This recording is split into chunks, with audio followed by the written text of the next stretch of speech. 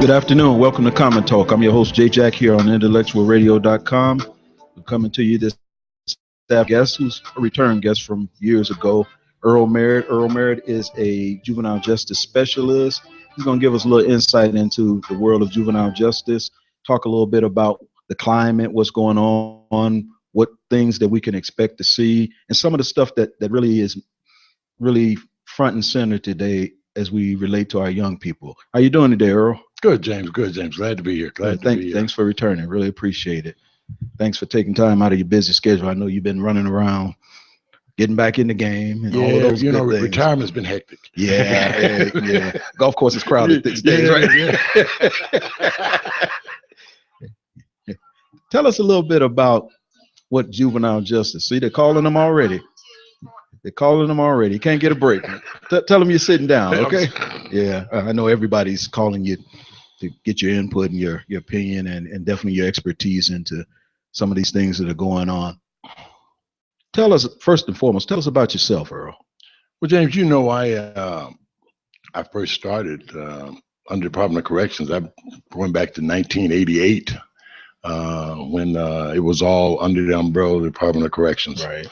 And it would certainly be be a little bit of an understatement to say that I've watched the Department of Juvenile Justice just change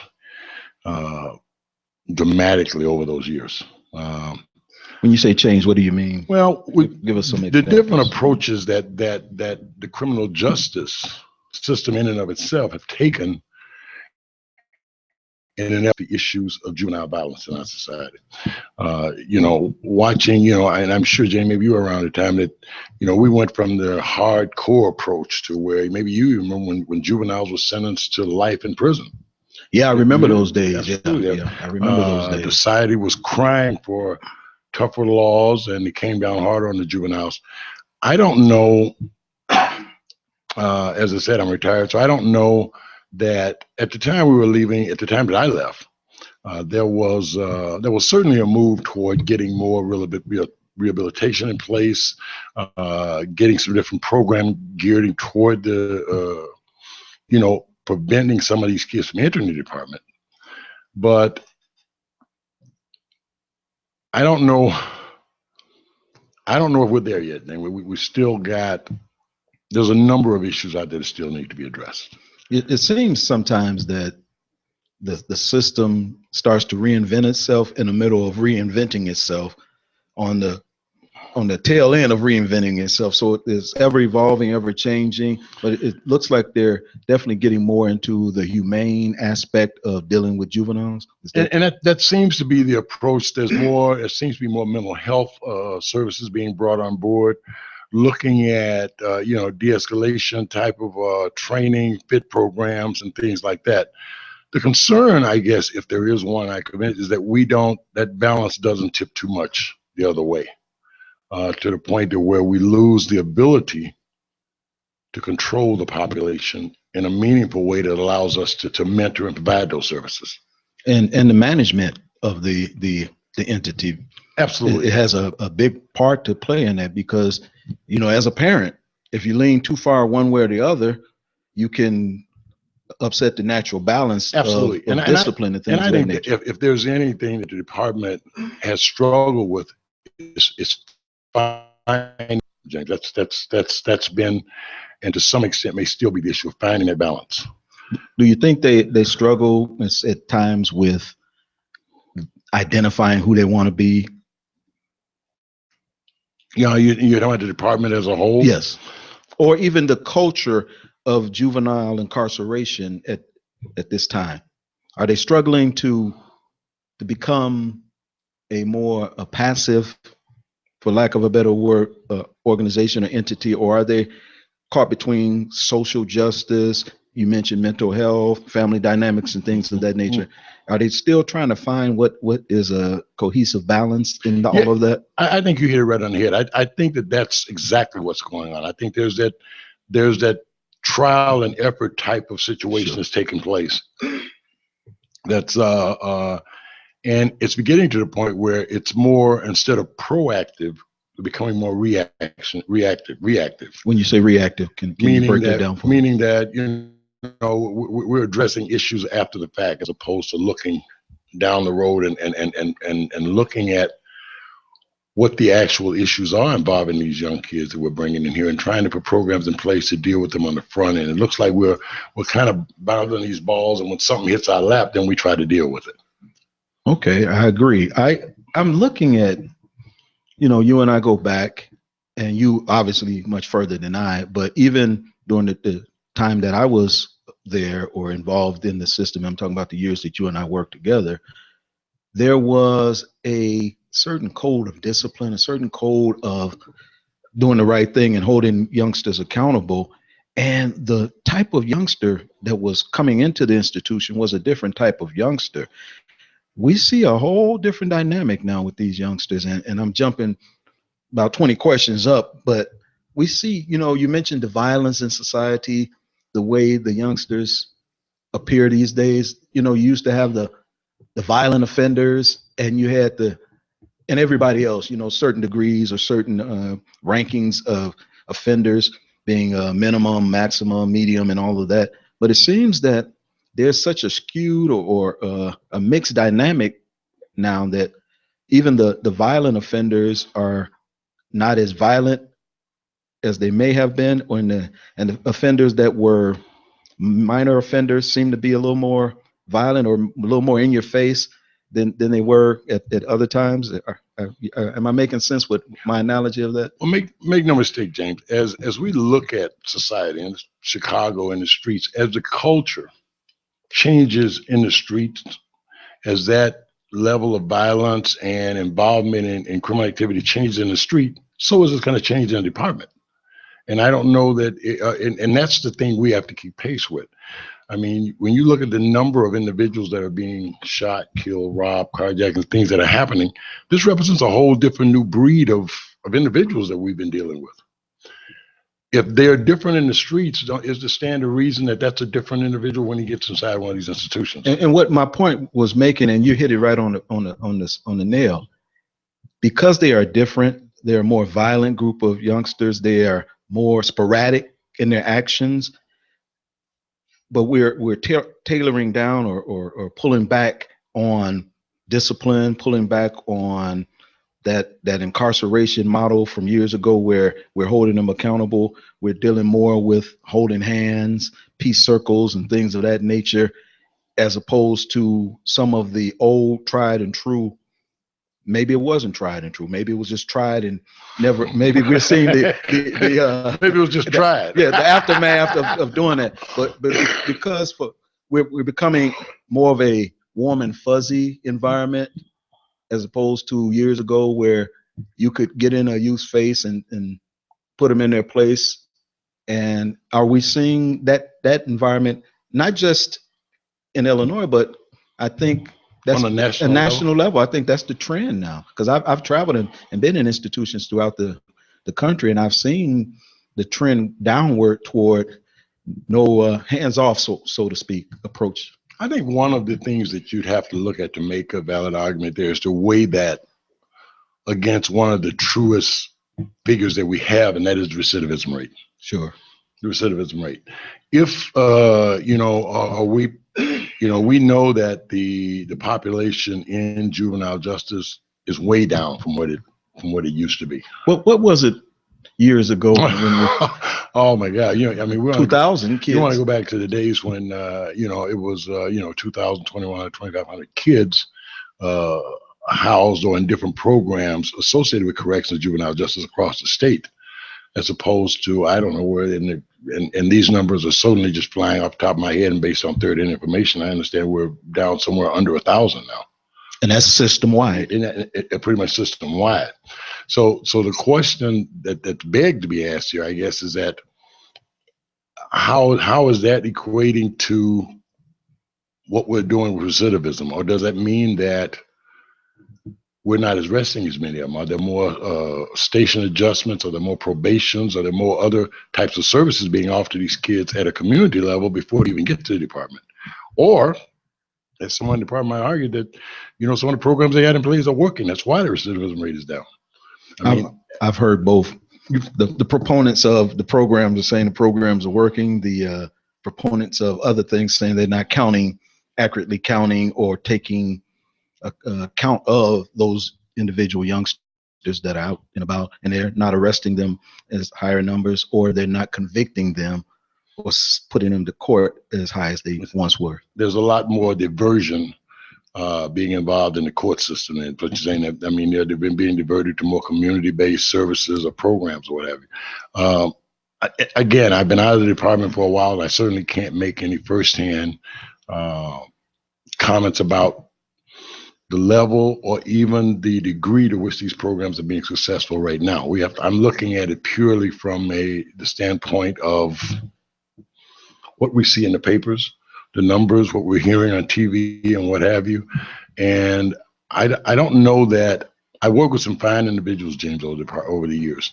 And yes, I'm certainly one of those individuals that believe that it's very hard to provide any type of corrective action in an environment where you have no control. I think that's. Do you mean control of the residents? Right, being able to have some level of control and consequences for not complying. And there's I'm getting a lot of feedback that that's the case right now. Maybe there's a lot of hand holding or a lot of passive type of approaches that are being taken to try to do this.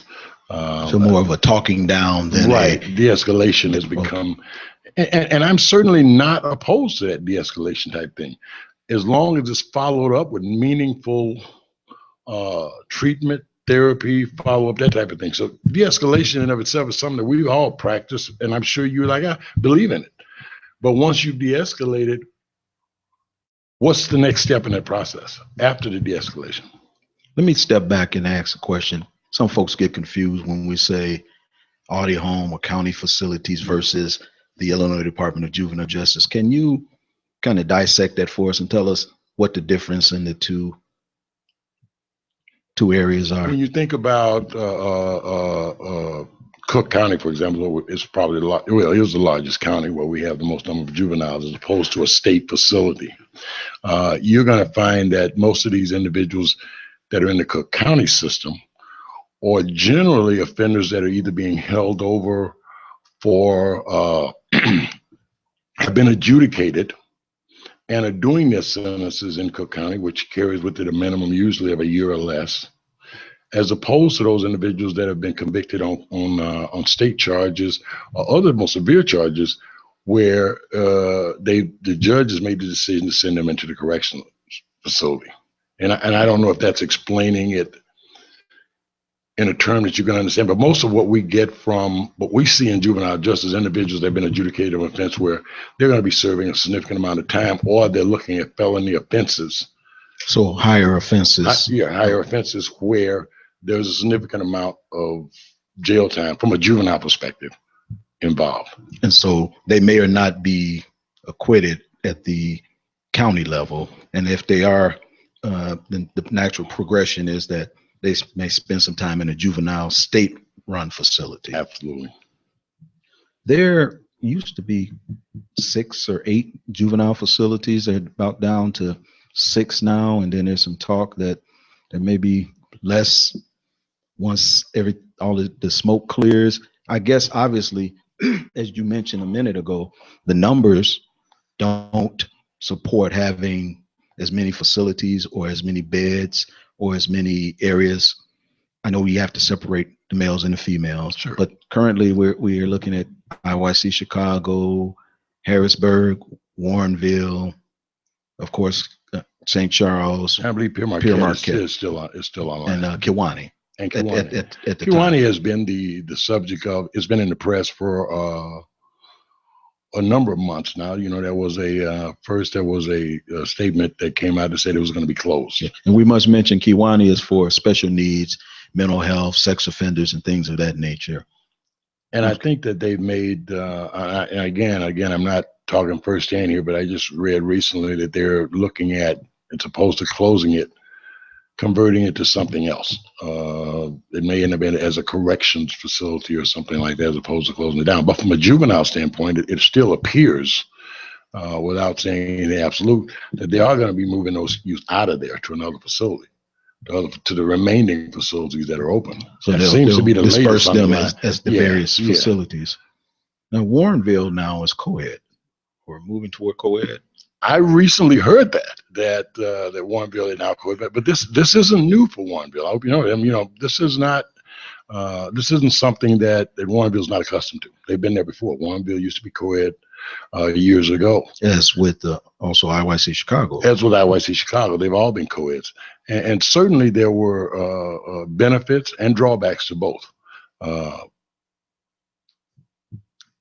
So I don't know how that's going to work with regard to it. I guess it's going to be based on the population a lot, though. It's going to be based on, the numbers they have to manage and the ability to separate and manage that population. I don't know, were you in Chicago for a while with the during when there were talk of a change? I wasn't there. No, I wasn't in Chicago with the girls. You weren't in Chicago with the girls? Thank you missed the best part. I missed the best part. You missed the best parts of it. Yeah, I hear that, and that's just one thing I'll just have to chalk on my list of things that I will never accomplish. And even, I was not in a position to question it. I think there was a lot of positive things that actually came about as a result of that socialization, the ability to deal with a lot of issues these young men have, where with women was certainly a plus for having that population there. But I guess in the end, it was outweighed by a lot of some of the other issues that came up with regard to management and things of that nature. When you put a group of teenagers into a controlled environment, they're going to be teenagers. They're going to be teenagers. They're going to be teenagers. And the ability to act out is limited only to their imagination, James. Okay, I understand. So I'd like to say we did a pretty good job of managing, though. We, at the time I was there, we had a warden, Dawn Hines, if you remember Dawn Hines, who I respected greatly for, her efforts in that. But she did a great job with those kids, with the girls. Yeah, as we talked a little while ago, a lot of things are changing. I remember, there used to be a lot of vocational programs at the larger facilities. Obviously, at one point, St. Charles had horses and fishing and auto mechanics and things of that nature. Do you think there is a place for that? And also, most importantly, do you think there's a need for that so that once the young folks get out, they can get out with some kind of marketable skill or some kind of skill that can get them as an entrance into the job market? In short, James, I just say yes. There's definitely a benefit from having that, because at the end of the day, it's vocation. And if you don't have, when you're talking to a 16, 17-year-old who's got his GED, he's not going to college or he doesn't plan to go to college, what are the options for him upon release? I mean, if he hasn't picked up any meaningful skills inside. So the short answer to me is yes. If there was funding for those type of things, and there should be for any type of vocation, yes. I worked when we had the auto mechanic shop. There were horses, there were farms, there were all sorts of different trades inside the facility that these kids could get involved in. Now, we had a guest a number of weeks ago, Dr. Forte. He talked about the same thing in the educational arena, where you have the lack of vocational programs. You used to have the vocational schools where you could learn. Well, everybody wasn't going to college, so they were wood shop, metal shop, auto shop, this kind of shop, that kind of dressmaking, clothing, culinary, and I think they're getting more into the culinary again. But those are the type of programs that are in the world or in outside of the gates that they need to bring inside of the gates again, because as you and I both know, the adult prison system provides numerous opportunities for college, for vocational, and all of those things. So I think you're absolutely right when you say we need to have those in those facilities as well. Absolutely. I mean, and I'm sure that it comes down to funding and getting the legislators and people in place to say that. But I do think it's a healthy and advantageous approach to take, that provide these kids with some means, something other than just doing time and getting a GED. Okay, you mentioned recidivism, and I want to go back to that just a little bit. What is recidivism? We know that that's the number of times that an individual returns.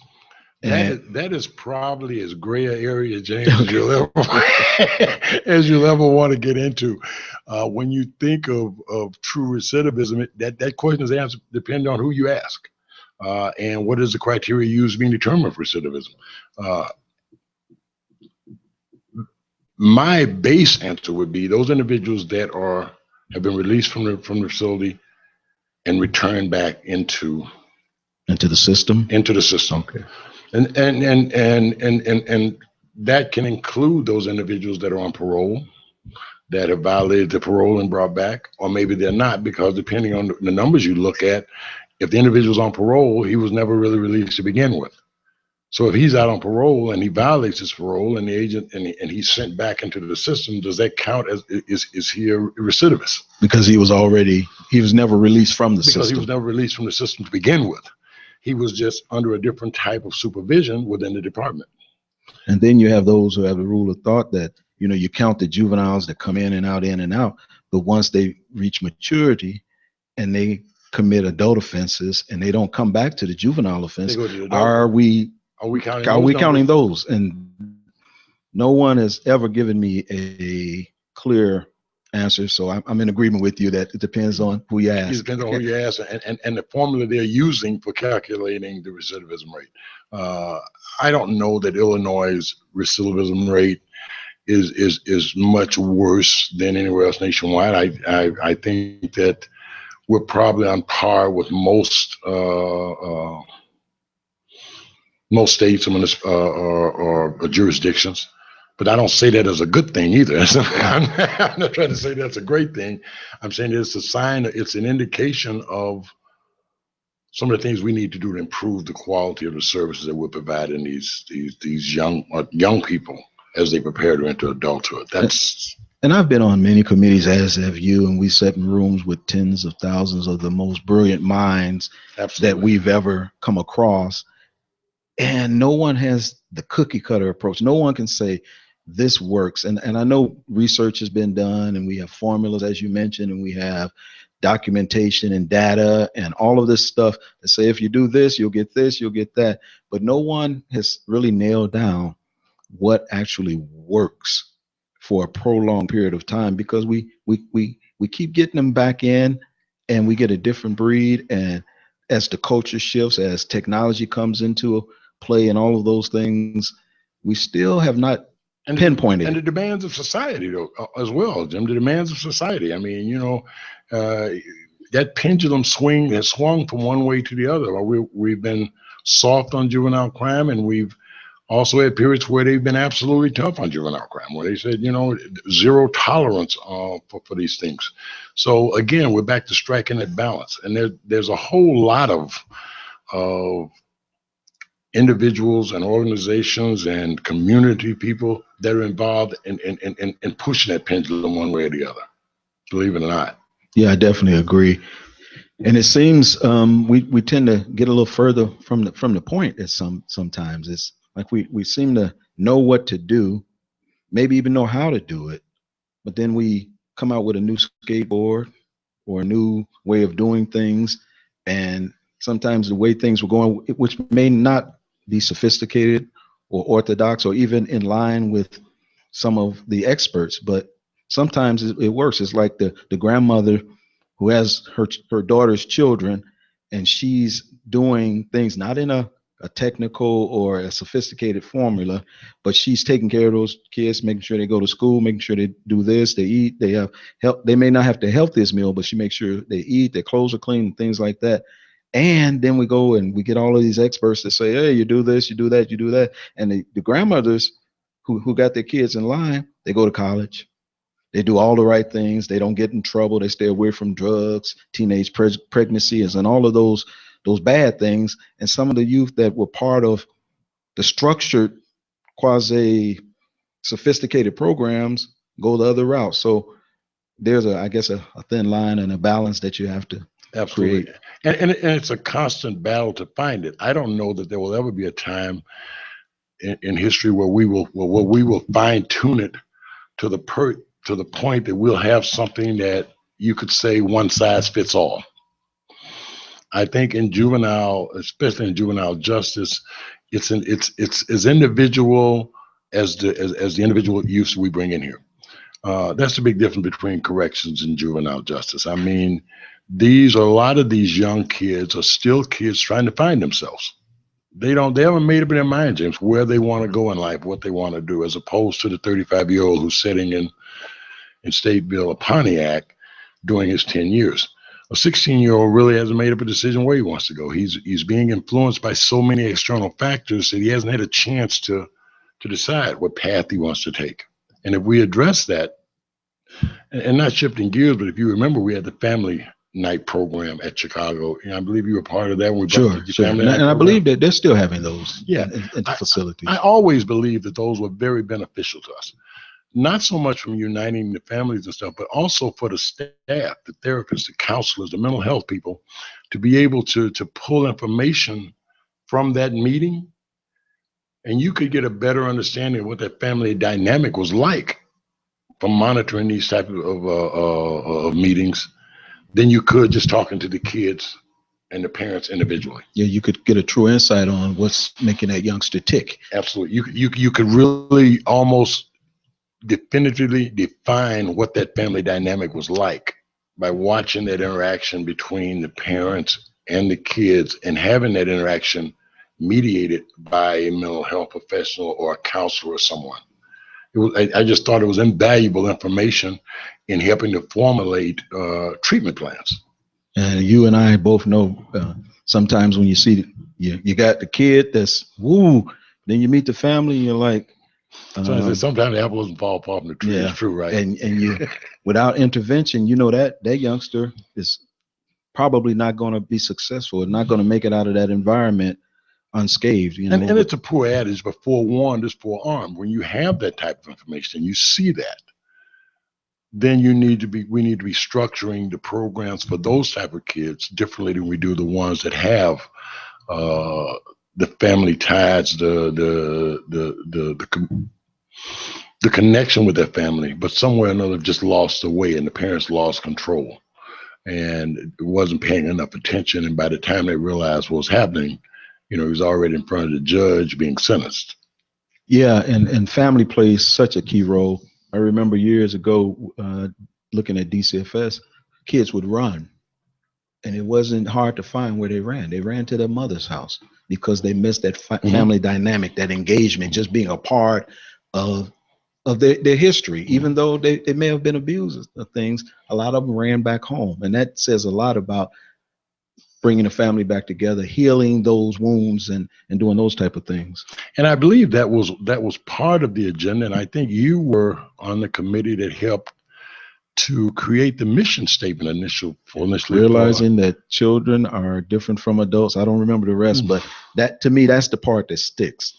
That realizing that they're different from adults, and you have to treat them just like you just mentioned, differently. Right. Individualized programs designed to help them reapproach society in a more meaningful and successful way. And if that mission statement, and even though I don't know, it took you guys forever to come up with those few lines, but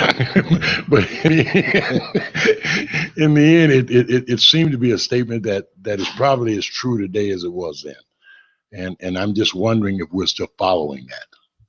I think as we look at a change in the garden, and I mean specifically the online staff, that now the requirements are different for staff coming in. Not only do they have to follow the agility and the physical aspects of the job, but they also have to be degreed in some type of related field. They also have to have the mental capacity. They do a lot of mental testing now. So let's see that, if a kid says the wrong thing to you, will you fly off the handle? Years ago, that wasn't the case. Kid get in your face, you get back in their face. But now the dynamics and the paradigms have shifted to a more, as you mentioned, a more warm and fuzzy, or more approachable dynamic. It's certainly one of the obstacles, James, that we certainly ran into when we first saw juvenile justice come into being, was that buy-in by line staff. And I don't know that we, and I include myself in that as a superintendent at the time, if we did enough at that point to get that buy-in, because without that buy-in, without making the staff, those line staff who deal with these kids 8 hours a day, 7 days a week, they have to have a full grasp, understanding, and appreciation for what is happening here. And if you don't, the best efforts of administration are going to fail.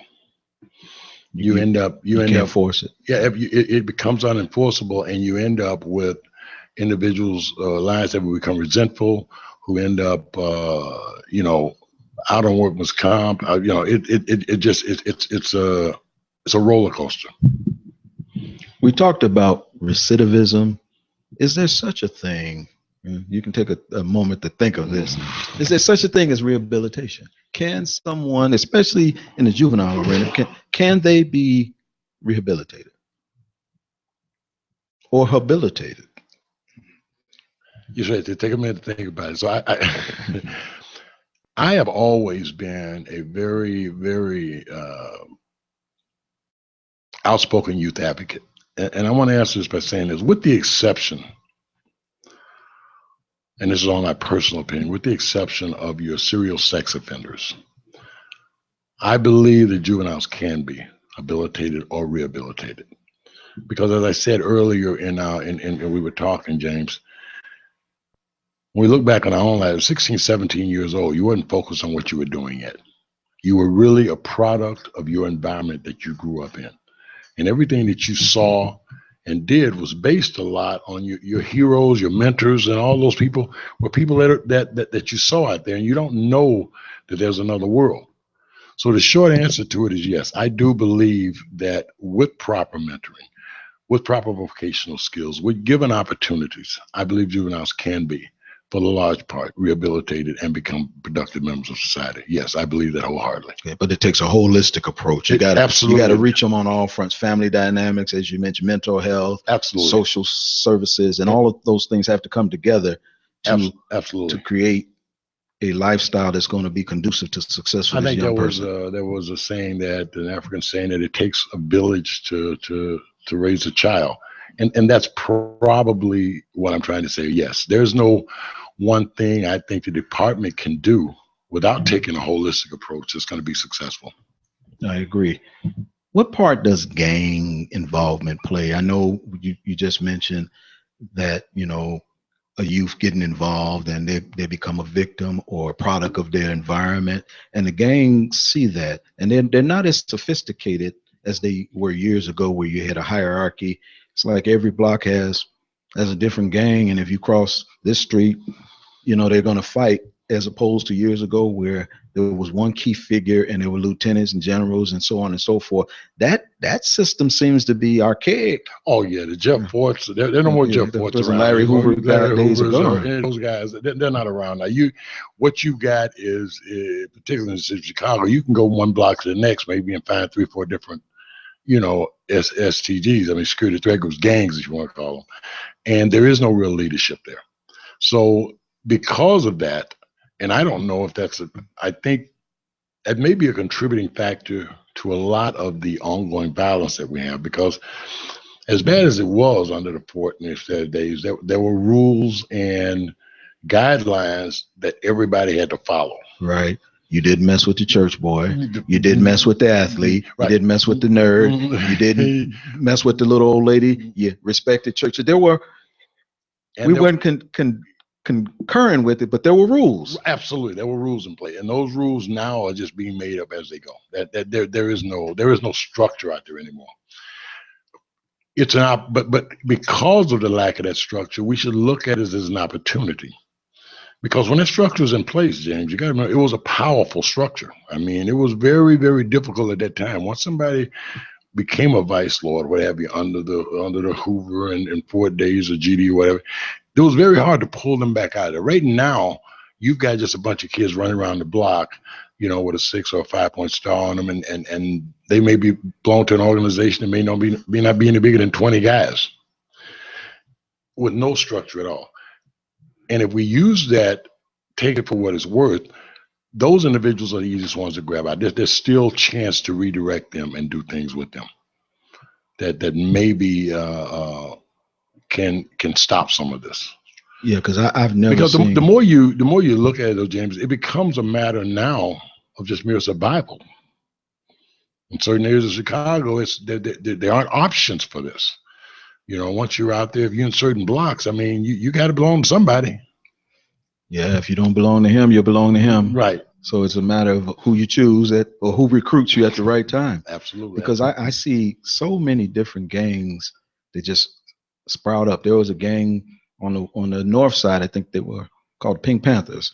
They were a gay group of guys, and they were tough. They were pink. And I'm like, I'd never heard of them, but they were tough. Don't underestimate them. All right. I don't know what faction they were following, but then you have gangs at the Kool-Aid brothers, or they just name whatever, and so there is no structure because they had gotten to the point where they were like mob status. Absolutely, and it's I think it's a lot. It plays a large role in the level of violence that we're seeing out on the streets today. It really is, because you've got just so many young men who bunch together in smaller groups that are making their own rules as they go along. I mean, there are no boundaries anymore. There are none. Everybody, every person, your property, everything is open game. Anything is open game. Yeah, there's no boundaries at all. None whatsoever. What about drugs? Now it's interesting. I'm not a sophisticated drug knowledge person that knows, but I knew the smell of marijuana. You walk past and you say, these guys are smoking marijuana. Now they got this thing called loud. And I had been smelling skunk in so many places. Everywhere I go, I said, man, what, skunks in the city? Skunks all over the place. I had to be educated by some young people, Earl, that you're smelling the new weed. That's why they call it loud. It smells like a skunk. I think before that they actually called it skunk, but yeah, they didn't. They called it something, but it's skunk now because it is a terrible smell. Well, it's just the ongoing evolution of synthetic drugs. I mean, it's another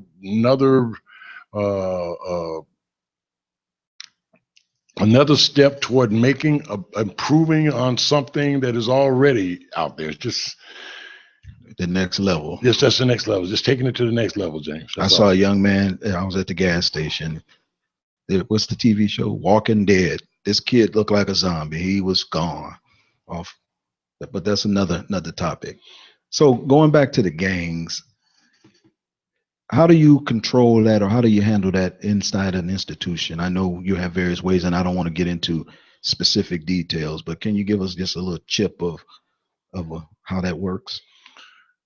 By and large, and again, I'm not speaking about today, but by and large, I would say over 70% of the young men who came into my facility who were in gangs, once we provided them an opportunity, first of all, to move away, and a level of protection that assured their safety, it wasn't hard to get them away from that. Now, there are exceptions. There are your hardcore gang members. I mean, we've had guys and girls who, they're gang members and nothing you're going to do about it. But again, I say this because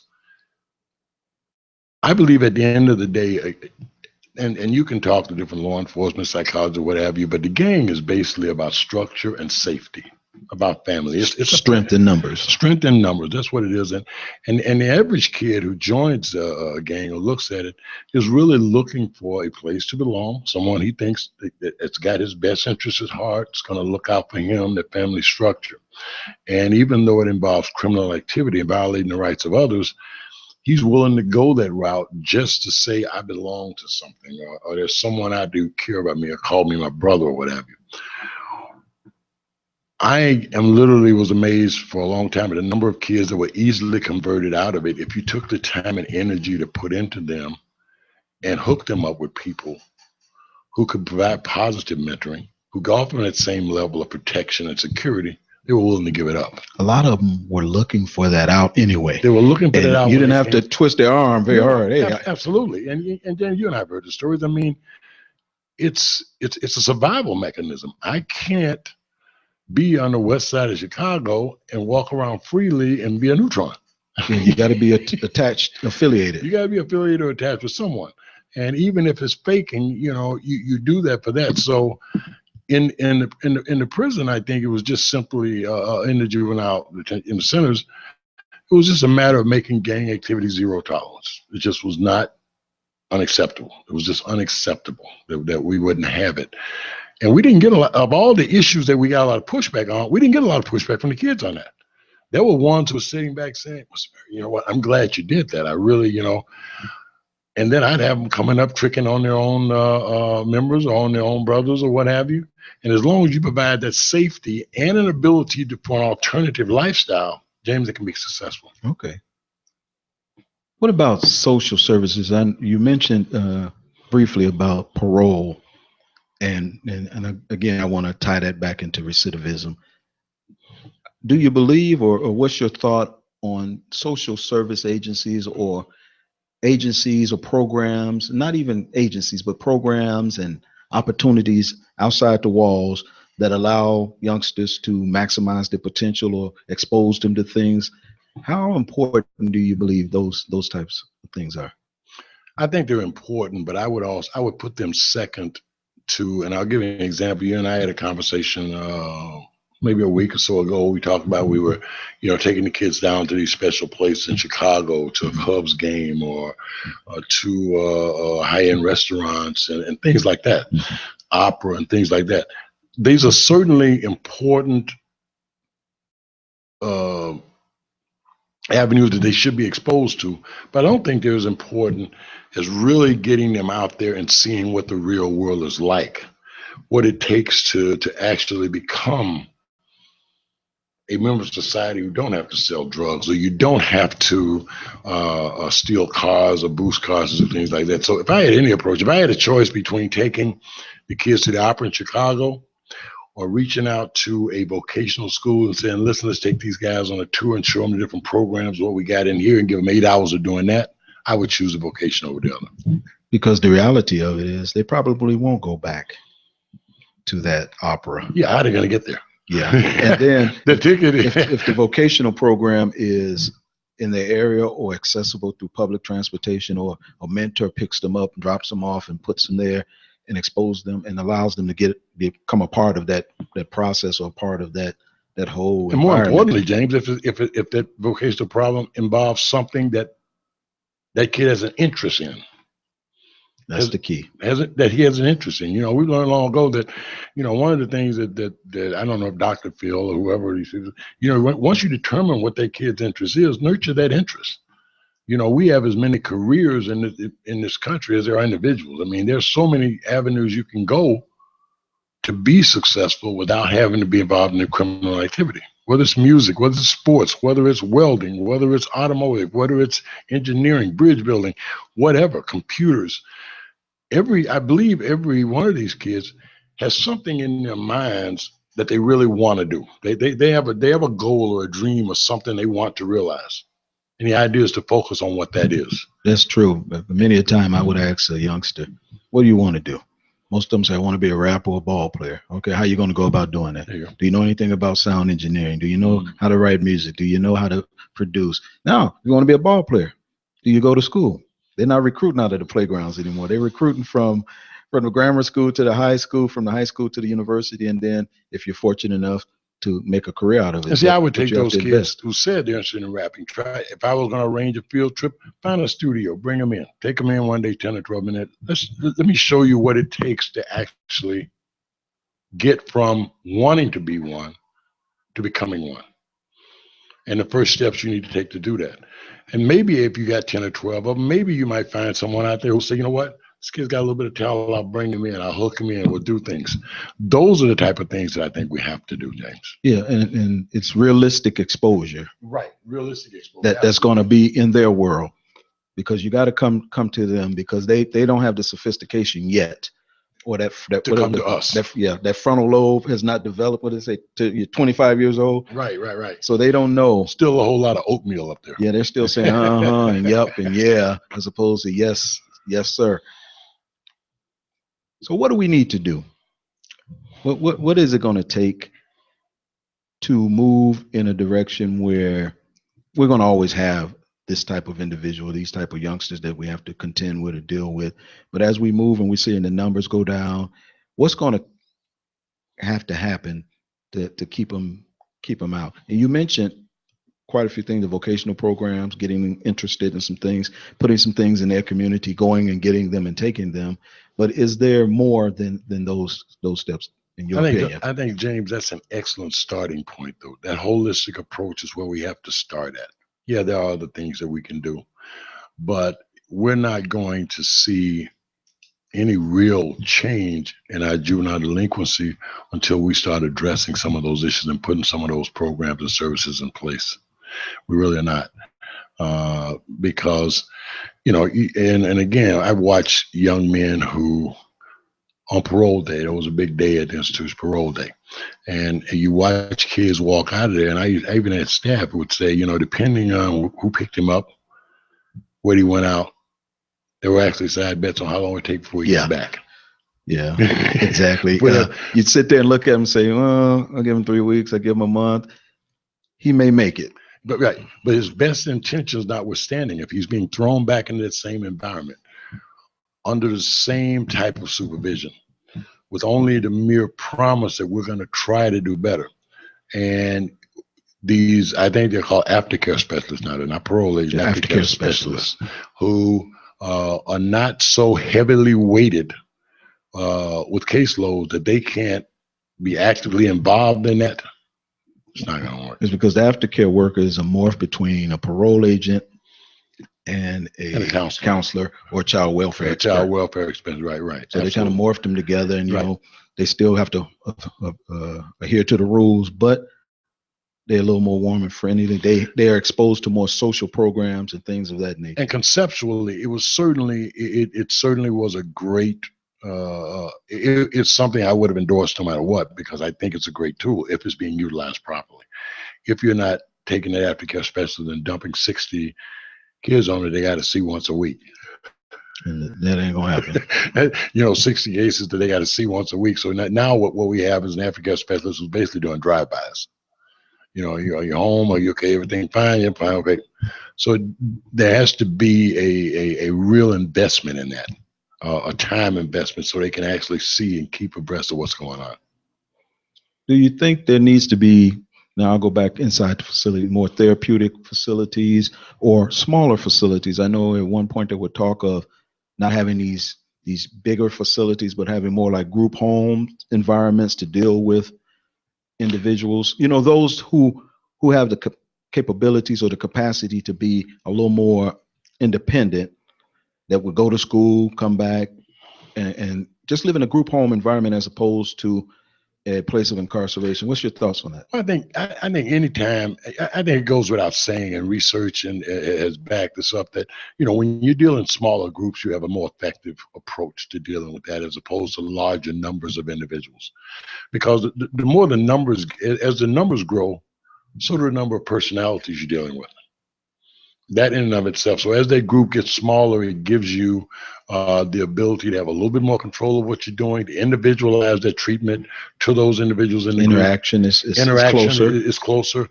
All the benefits are there. So I would agree 100% that smaller therapeutic communities are certainly the way to do that.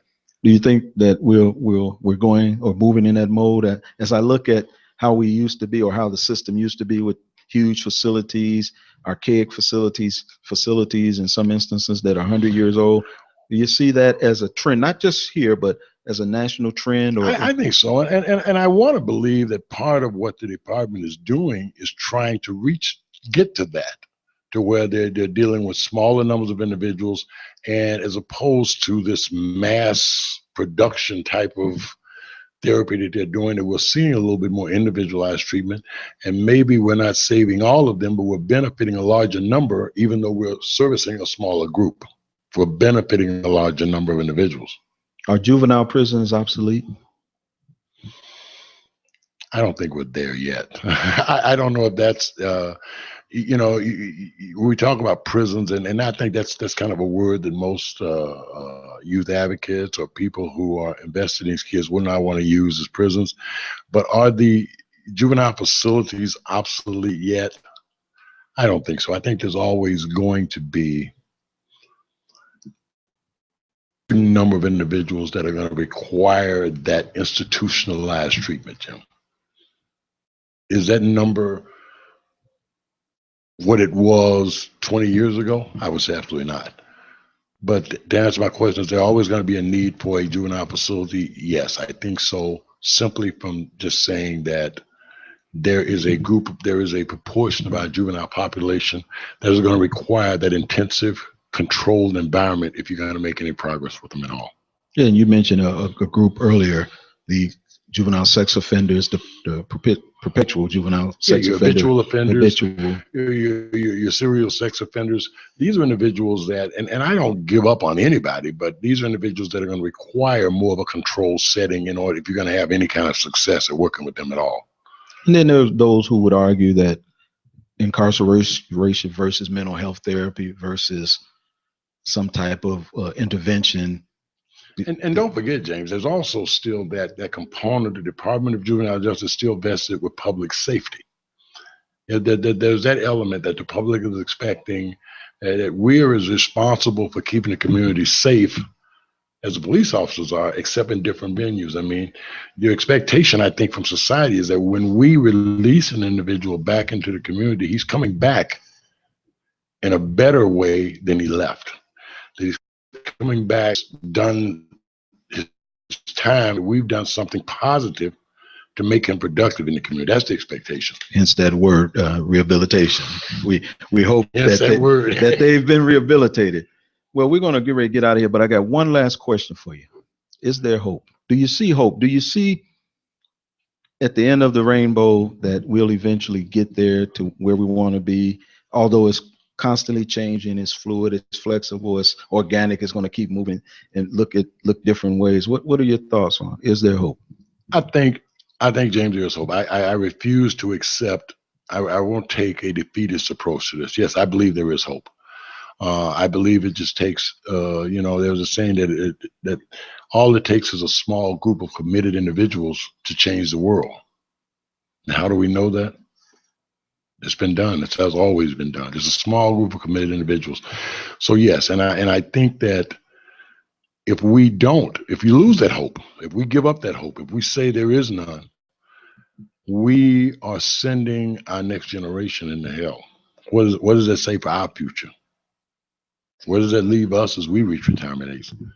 So yes, I think I will cling to that there is, and I believe that.